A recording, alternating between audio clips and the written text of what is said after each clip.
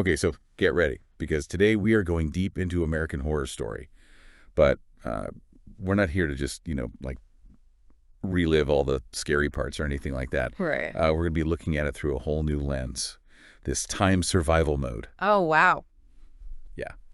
So there's this awesome YouTube video essay that we found by Mary Girl Moody, and she goes through and she ranks like all the characters played by Cody Fern, and figures out like, okay, if the world went to hell in a handbasket, which character would give you like the best chance of actually, surviving? Interesting. Yeah, and it gets pretty dark, Yeah. because American Horror Story is all about, the darkness of humanity and all that. Right, right. But it's also like surprisingly insightful. Like it really makes you think about like, okay, what do we actually value in, a leader? Yeah. Especially when the pressure is on, like if it was a real apocalypse situation. Yeah, exactly. And it makes you confront, like, are we drawn to just like raw power, Ah. Or are there other qualities that are more important when the stakes are so high? Yeah, like empathy or strategic thinking. Exactly. So yeah, Cool. let's kick things off with a character who, on paper at least, seems like he'd be like the ultimate protector. Okay.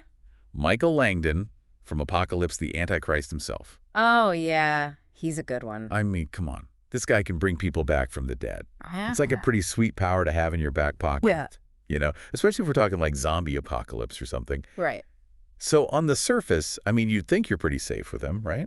It's like an instant win button almost. Yeah, totally. But as Mary Girl Moody points out in her video essay, Michael's biggest weakness is, Oh, here we go. yeah, his own immaturity, Come on. He's basically just a superpowered teenager with a god complex. Ugh. Yeah, and he has like a really bad track record of making terrible decisions. Like, I mean, she even jokes that he like needed a team of like real horror icons backing him up, What, like Freddy Krueger? Yeah. Freddy, Jason, Hannibal Lecter, you name it. So the Antichrist needs like a better PR team or something. Pretty much, yeah. He needed to surround himself with some like seasoned evil geniuses. That is hilarious. Yeah. But it also kind of makes you think, like what would it actually take to be an effective leader during, a real crisis? Like, is just having superpowers enough? That's the question, isn't it? Yeah.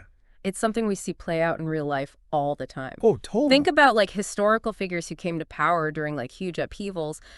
The ones who succeeded weren't just like the strongest or the most brutal. Yeah. They were the ones who could inspire people, Right. unite everyone and adapt to like crazy situations. Yeah. And that's what Michael seems to lack, that like strategic thinking. So even if you have the Antichrist on your side, Yeah. you could still end up as collateral damage Oh, absolutely. in his quest for, world domination. We'd definitely be taking a gamble. Not exactly the comforting alliance I was picturing. Okay, so let's move on to a character who at least seems a lot less intimidating at first. Okay.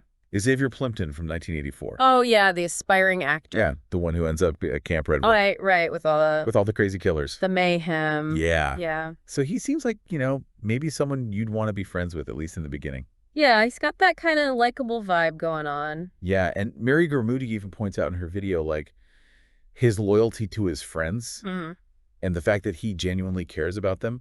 She says those are, like, potential strengths. Yeah, that makes sense. But There's always a bit, right? of course there is. It's American Horror Story. Exactly. So what's the catch with Xavier? Well, according to the video essay, his biggest downfall is Get me with it. his narcissism Oh, no. and his tendency to just, like, completely panic under pressure. Oh, God, that's the worst combo. Yeah, it's not a good look. Imagine being trapped in a life or death situation with someone who's more worried about their appearance than, actually surviving. Right? Or, like, how many Instagram followers they have. Oh, my God. Yeah, can you imagine? Not ideal. It's like that saying, you don't rise to the occasion, you sink to the level of your training. Yeah. And Xavier, poor guy, he just doesn't have the training. He's not exactly survival material. No. And this whole thing about mental resilience, versus ego, that's a huge theme in a lot of survival stories. Oh, for sure. Both fictional and real. Yeah. The people who actually make it through those crazy situations are usually the ones who can put their own ego aside Right. and focus on the bigger picture, working together, solving problems. Totally. Xavier seems more likely to become a liability than an asset. Yeah, he'd probably accidentally get you all killed. Probably. Okay, so we can't rely on the Antichrist. We can't rely on the Drama King. So far, not looking good. No, not really. Okay, so speaking of questionable allies, let's talk about Valiant Thor from Double Feature. Oh, yeah, the alien emissary. Yeah, this is where things get really interesting and potentially terrifying. Yeah, he's a wild card, for sure. So with Valiant Thor, it's not really about navigating, like a dangerous environment or fighting off monsters. Right. It's more about navigating this whole web of like alien politics Oh, yeah. and motives that we can't even begin to understand. That's the scary part. Yeah, it's like trying to play a game where you don't even know the rules. And the stakes are incredibly high. Yeah. And Mary Girl Moody, she brings up this really chilling thought. What's that? She says that just appearing normal might be enough to get you abducted by these aliens. Oh, wow. So you can't even try to blend in. It's like trying to blend into a crowd when you don't even speak the language. That's terrifying. I know, right? And it taps into this like primal fear we all have of the unknown. Yeah, like we're wired to try and make sense of the world around us. Right. To find patterns and, make predictions. But when you're dealing with something that's truly alien, it's like our brains just short circuit. Totally. We don't have the tools to even process it. And it's like that classic horror trope. Mm-hmm. The monster lurking in the shadows, just out of sight. Oh, yeah. We're way more afraid of what we don't know than what we do know. That makes sense. So even if Valiant Thor himself isn't like evil, the forces he represents are just too unpredictable. Yeah, way too vast. Yeah, for us to even begin to comprehend, let alone survive. It's like surrendering to the unknown, relinquishing control to a higher power. Whoa, that got deep fast. It's a big theme in horror, Okay, so maybe ignorance is bliss when it comes to alien encounters. Maybe just don't look up. Exactly. All right, let's bring it back down to earth, literally, with another character from Double Feature Stan Vogel, the seemingly helpful park ranger. Oh, yeah, it seems so nice at first. I know, right? But we all know in American Horror Story, appearances can be very deceiving. Oh, absolutely. And Stan Vogel is like a textbook example of how a survival-first mentality can lead to some really dark places. Yeah, he's willing to sacrifice anyone and anything to make sure he stays alive. And that's what makes him so dangerous. Mary Girl Moody, she actually says he'd make a great human shield. I know, right? Not exactly the kind of endorsement you want. No, not at all. But jokes aside, Stan's character brings up some really interesting ethical questions. Yeah, for sure. Like, where do you draw the line, Right. Is it ever okay to harm other people just to save yourself? It's a tough question. Yeah, and it's one that philosophers have been debating for centuries, Totally. And it gets even more complicated when you throw in the whole emotional roller coaster of a survival situation. Oh, for sure. Like, your adrenaline's pumping, you're not thinking clearly. Exactly. You're in fight or flight mode. Yeah, and Stan represents that primal instinct we all have to some degree. You drive to protect ourselves. Yeah, but he takes it to a whole other level. To the extreme. Yeah, he doesn't seem to have any empathy or compassion. None at all. And that's what makes him so terrifying, because it's a reminder that sometimes the greatest threats aren't the monsters. Right. It's the darkness inside ourselves. The darkness within. Yeah, and it makes you really think, like, if you were in Stan's shoes, would you make the same choices? Yeah, would you be able to hold on to your humanity? Even when faced with unimaginable horror? It's a tough question. Okay, so before we spiral into a full-blown existential crisis, let's wrap up this first round of our Cody Fern survival guide with a character who takes bad decisions to a whole new level. Oh, God, who could that be? Thomas Brown from Red Tide. Oh, no. Yeah, he starts off as this seemingly devout moral guy, Yeah, the preacher. Yeah, but then things take a turn, a very bloody flesh-eating turn. Yeah, I remember. The cannibalism thing. Yeah, not exactly a winning strategy for survival. Not really. And Mary Girl Moody's reaction in the video is priceless. It's like a mix of horror and like morbid fascination. I can imagine. She even quotes Thomas saying nom nom. That was some really good snackies. Oh, God. I know, it's both disturbing and hilarious. Yeah, it's a weird combo. Yeah. But on a serious note, Thomas's story shows how easily someone can be corrupted. Oh, yeah. When fear and fanaticism take hold. Oh, absolutely. He goes from trying to protect his town from the smallpox outbreak to literally eating his neighbors. I know, it's a slippery slope. It really is a chilling example of how rigid beliefs and a lack of critical thinking can lead to some seriously monstrous behavior. Yeah, he gets so convinced that he's doing the right thing. Yeah. Like he's chosen by God. Right. That he loses sight of his own humanity. He loses his way completely. Yeah. And it's a terrifying reminder that sometimes the road to hell is paved with good intentions. Couldn't have said it better myself. Okay, so after this first look at Cody Fern's, wonderfully twisted characters, Yeah. I'm starting to think maybe surviving on my own with a stockpile of canned goods and a really good survival guide might be the best option. It's starting to sound pretty appealing, isn't it? Yeah, but we're not done yet. Oh, there's more. Oh, yeah.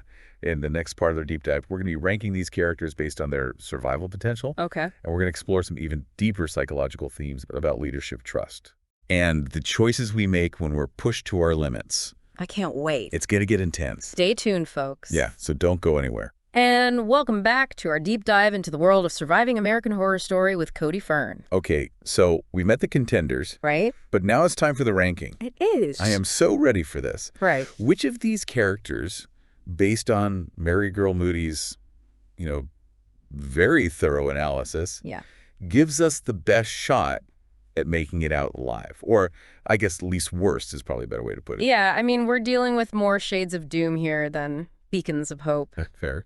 But someone has to be at the bottom of this survival food chain, and it's probably going to be a very literal food chain. Oh, my God. Yeah. Okay, so who wins this? Definitely don't want to be stuck with this guy award. Drum roll, please. Okay. Taking home the grand prize of most likely to eat you first is... Don't tell me. Thomas Brown.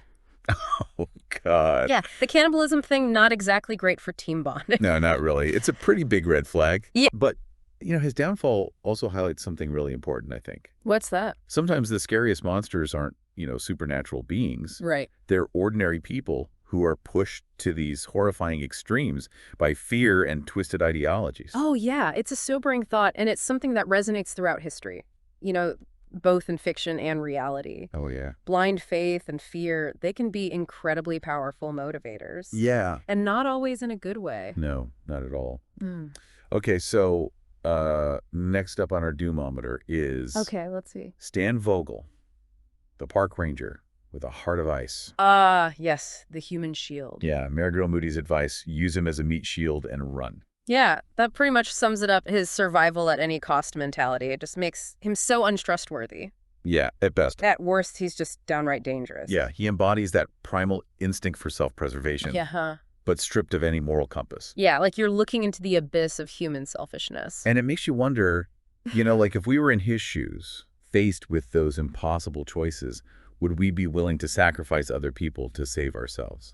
It's a chilling thought. Yeah.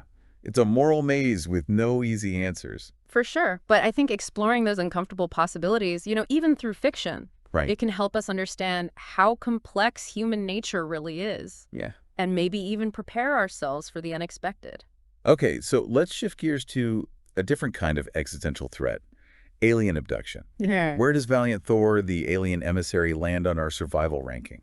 This one's tricky because it's less about Valiant Thor himself being a threat Right. and more about the complete lack of control you'd have around him. Right, because we can't even begin to understand their motives or their goals. Exactly. He's a representative of this super advanced civilization. Yeah. And their motives are like completely beyond our comprehension. It's like being a pawn in this cosmic chess game where you don't even know the rules. That's a good way to put it. Mary Girl Moody had this great line in her video about surviving with Valiant Thor. Oh, yeah. What was it? She said you'd be bending over constantly for the aliens. Oh, my God. I know, right? Not exactly an empowering image. Not at all, but it speaks to that feeling of helplessness, that we might experience when faced with something truly unknown. Like our instincts tell us to fight or flee. Right. But what happens when those options are just off the table? Yeah, it makes you wonder if sometimes surrender is the only way to survive. But then the question becomes, what does that surrender cost us? Our individuality, our humanity. Yeah, these are big questions. Yeah, science fiction has been wrestling with these ideas for decades. Yeah. And there are no easy answers. It all boils down to this one question. How much of ourselves are we willing to sacrifice to stay alive? It's a heavy question. Okay, so we are down to the wire.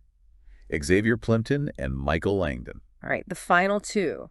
Two very different flavors of Cody Fern. Yeah, they are. Both with their own unique brand of danger. Absolutely.